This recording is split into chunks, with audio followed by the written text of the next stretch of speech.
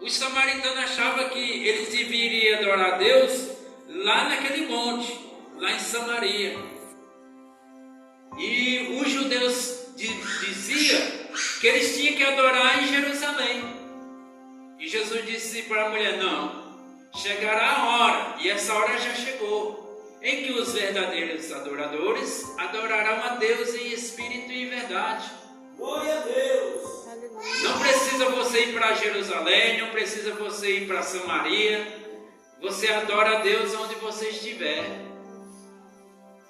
né? Então, essa é o entendimento que Jesus nos dá. Que às vezes nós pensamos: mas eu tenho que estar na igreja todos os dias para adorar a Deus. Não é adorar a Deus todos os dias na igreja. É adorar a Deus todos os dias onde nós estamos, né? Se estamos viajando, nós temos que estar ligados com Deus. Temos que estar meditando em Deus. Não é estar com a Bíblia aberta, direto, igual muitos pensam que quando o salmista diz que nessa palavra meditar de dia e de noite, ele está falando na palavra de Deus.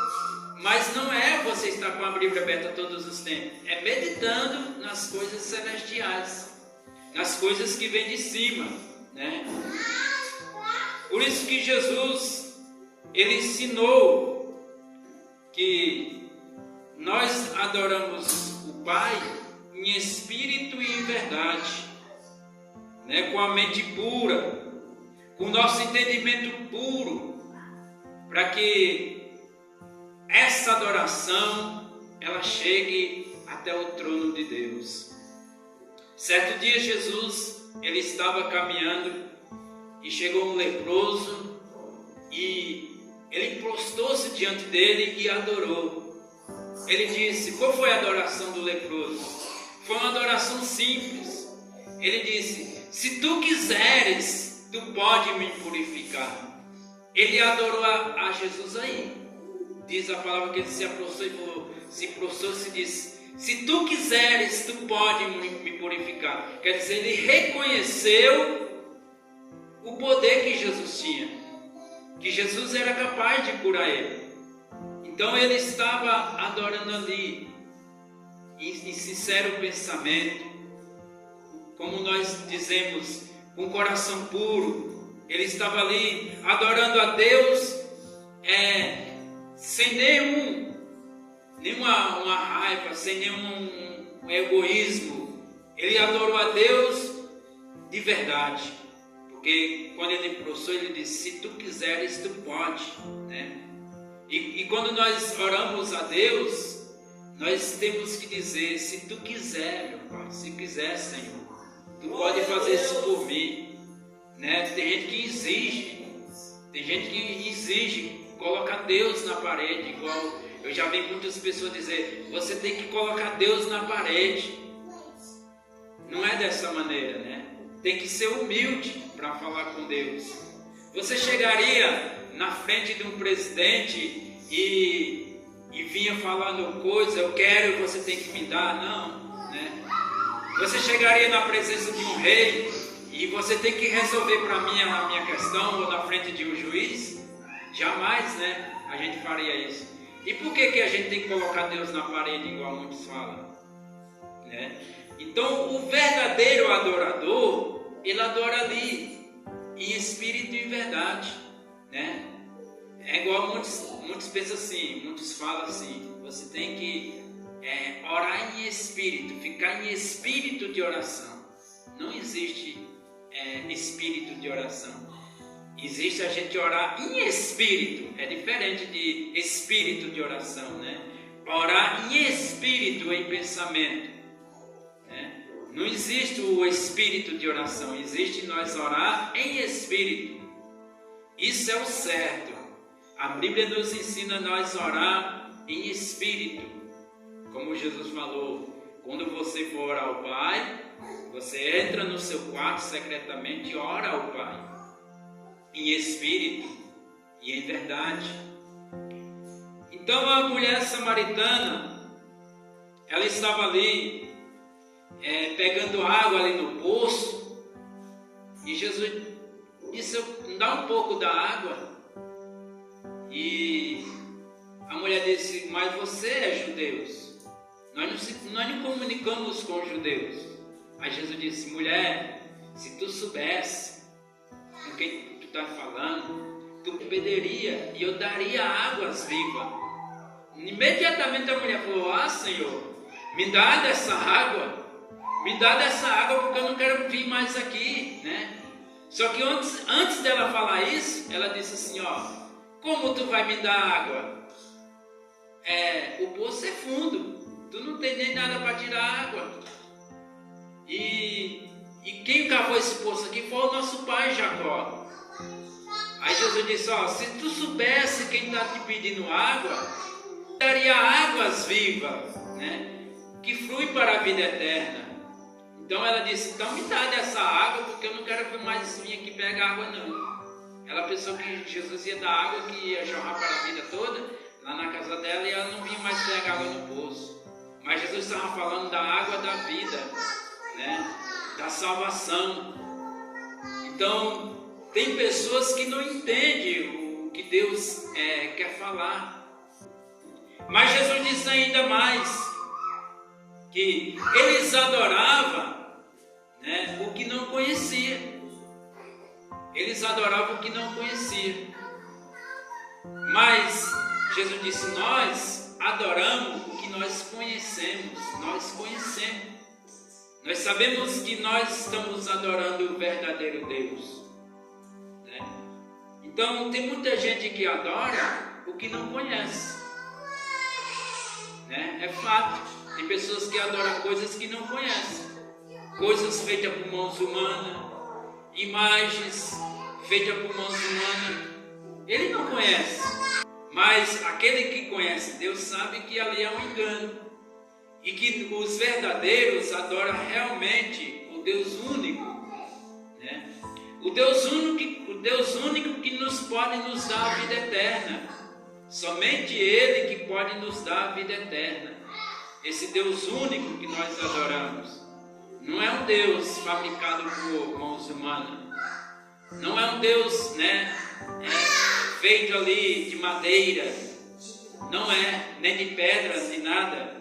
Nós adoramos o verdadeiro Deus, aquele que nos dá a salvação e que nos vai dar a vida eterna. Todos aqueles que creem que Jesus é o Filho de Deus, é o unigênito do Pai, ele tem a vida eterna. Todos que creem, todos nós que cremos, nós herdaremos a vida eterna. Por quê? Nós cremos no unigênito do Pai. É aquele que veio, deu a sua vida para nos salvar.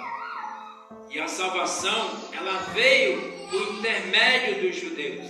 Não foi os judeus que deram-nos a salvação, mas ela veio por intermédio dos judeus. Por quê? O Messias era judeu. Então, por isso que Jesus falou assim, a salvação vem dos judeus.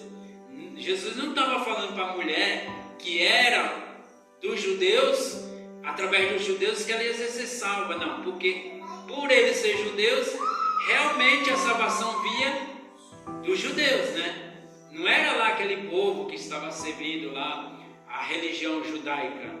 Ele estava falando dele, porque ele era judeu. Então, realmente, a nossa salvação, ela veio por intermédio dos judeus. Porque Jesus nasceu na Judéia, né? Em Belém da Judéia. Então, ele era judeu. E os judeus, né, rejeitaram o seu mestre. E aqueles que aceitaram como Salvador, esses herdaram a adoção do Pai. Porque nós somos filhos de Deus, como nós sabemos, por adoção. Somos filhos por adoção. De tanto o homem pecar, fazer as coisas erradas, Deus não tinha mais o homem como filho dele. E realmente Adão era filho de Deus, né? Porque foi Deus que fez. Então ele era filho. Mas pelo pecado, o homem foi perdendo a paternidade de Deus. Pelo pecado, então não era mais considerado filho de Deus. Porque a Bíblia diz, nem todos nem todos são filhos de Deus. Como o povo samaritano não era, como os gentios não eram. Mas quando nós aceitamos o Evangelho, quando nós aceitamos Jesus como nosso Messias, nós se tornamos filho de Deus. Glória a Deus. E isso é maravilhoso. E nós adoramos a Deus em espírito e em verdade. A verdadeira adoração é aquela que vem dos nossos pensamentos. A verdadeira adoração do homem é quando o homem adora a Deus no seu pensamento, um pensamento puro, sem nenhuma mágoa de ninguém, sem nenhum rancor de ninguém. Essa é a verdadeira adoração, né? Quando nós louvamos a Deus em espírito e em verdade, Deus ele recebe a adoração e o nosso louvor. É igual muitos pensam que o louvor está só na música, né? Muitas poucas músicas, são muito poucas mesmo, que tem o louvor, muita pouca música. Os salmos têm louvor, mas essas músicas gospel de hoje em dia, pouca, raríssima, que tem o louvor. Mas aquele que adora a Deus em espírito e em verdade, aquele que louva a Deus em espírito e em verdade, esse é o verdadeiro adorador. Porque ele não importa onde ele está. Não é só no lugar chamado igreja. Não é só quando ele vem para o culto, né? Não é só quando ele reúne com os irmãos. Não é só quando ele é chamado para ir para uma festa de crente. Não. É em casa, é debaixo de uma árvore, aonde estiver. Ele está adorando a Deus em espírito e verdade. Porque quando nós trabalhamos, né, nós temos que estar ligados com Deus, para que o nosso trabalho ele tenha um bom rendimento. Quando nós estamos viajando ou indo ao mercado, nós temos que ter ligação com Deus também, para que a nossa viagem seja uma viagem tranquila, ou aonde nós for fazer compra, não aconteça nada de ruim conosco, porque você está ali adorando a Deus, você está ligado com Deus em pensamento. Isso é importante para nós, por isso que Jesus falou para a mulher. Os verdadeiros adoradores, não somente aqui em Samaria, nesse monte, nem em Jerusalém, porque Jerusalém era chamada, não era a casa de Deus, era chamada a casa de Deus, era chamada. Davi disse: me alegrei quando me disseram, vamos à casa do Senhor. Só que Davi não estava falando de um templo, Davi não estava falando de uma igreja construída, não. Ele estava falando de Jerusalém, que era conhecida como casa de Deus. A gente vai ler direitinho e a gente encontra lá Davi falando que é Jerusalém que era a casa de Deus. Mas, na verdade, nós sabemos que não é, né? Foi uma forma de Davi dizer que lá em Jerusalém era o lugar de adorar a Deus. Davi, naquele tempo, ainda não tinha o templo. Então, Davi disse que Jerusalém era a casa de Deus. Por isso que ele fala: me alegrei toda vez que vou à casa do Senhor. Porque Davi, ele reconheceu Jerusalém como casa de Deus. Foi como Jacó também. Jacó pegou, quando ele estava lá no sonho lá, ele viu os anjos na escada subindo e descendo. Ele edificou um altar e disse aqui, ele disse: quão terrível é esse lugar. E esse lugar não é somente se não for a casa de Deus, né? Então ele edificou o altar e o lugar chamava-se Betel, lugar de adoração, lugar de habitação. Então, foi considerada também casa de Deus por Jacó. Jacó chamou o lugar de casa de Deus. Mas Deus fala que ele não habita em templo feito por mãos humanas, mas ele habita em nós, né? O interessante ele não habita no lugar feito por mãos humanas, mas ele está habitando em onde? Dentro de nós, que somos o templo do Espírito Santo. Por isso que nós não devemos destruir o templo do Espírito Santo, que somos nós, nosso corpo. Nós somos o templo do Espírito Santo de Deus. Deus habita em nós. E a Bíblia diz, se nós destruir o nosso corpo, que é o templo de Deus, Deus vai nos destruir também. Então, nós temos que ter muito cuidado. Não é igual muitos falam aí, o corpo é só uma roupa da alma. Não, nós somos a alma, nós somos o que está dentro de nós é a vida. Então nós não podemos destruir o nosso corpo, nós não podemos destruir a casa de Deus. Então tem que sermos limpos de mente, de espírito e de corpo também. Temos que estar puro, adorando a Deus realmente como Ele quer, em espírito e em verdade, para que nós herdamos o reino do céu, amém? Amém. Então, é isso que Deus quer para nós, que nós não adoramos a Ele somente no lugar, né? Não importa onde você está, o que você está fazendo, você deve estar adorando a Deus, com a sua mente voltada para Deus, orando em espírito, ligado com Deus, até mesmo numa música boa, num hino bom, né? Ligado com Deus, a nossa mente ocupada ali com uma música suave, uma música que realmente adora a Deus, né? Então, realmente ali nós estaremos ligados com os céus, né? E Deus, Ele agrada de nós quando nós reconhecemos Ele como o único suficiente Salvador da nossa vida, porque foi Ele, o seu Filho Jesus, que nos salvou, né?